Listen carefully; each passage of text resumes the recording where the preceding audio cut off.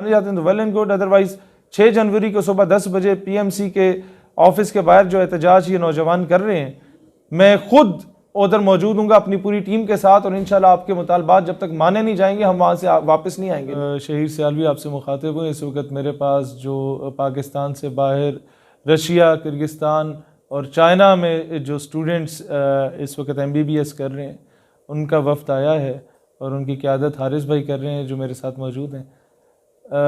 جتنے بھی ان تینوں علاقوں کے ہمارے پاکستان کے سٹوڈنٹس وہاں پر ڈگریز حاصل کر رہے ہیں یا کر چکے ہیں، PMDC جب اس کو PMC بنایا گیا PTI گورنمنٹ میں، جس نے 1 کروڑ نوکریوں کا اعلان کیا تھا، خان صاحب نے 50 لاکھ گھروں کا اعلان کیا تھا، اب یہ جو ہزاروں کی تعداد میں ہمارے ڈاکٹرز ہیں، یہ ان کی ڈگریز کسی فائدے کی نہیں ہے جو ان لوگوں نے قوانین ہمارے سامنے لے کے آئے۔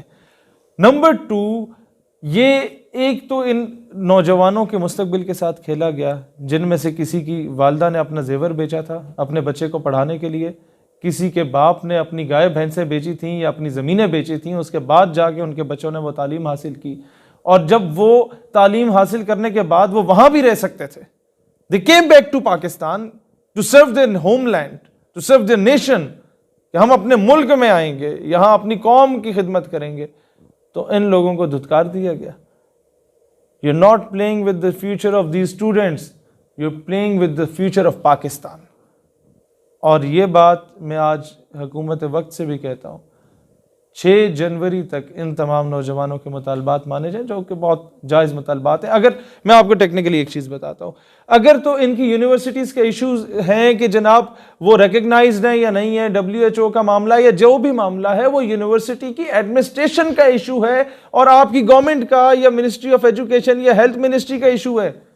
That is nothing to do with the students. آپ ان کے مستقبل کے ساتھ کیوں کھیل رہے ہیں؟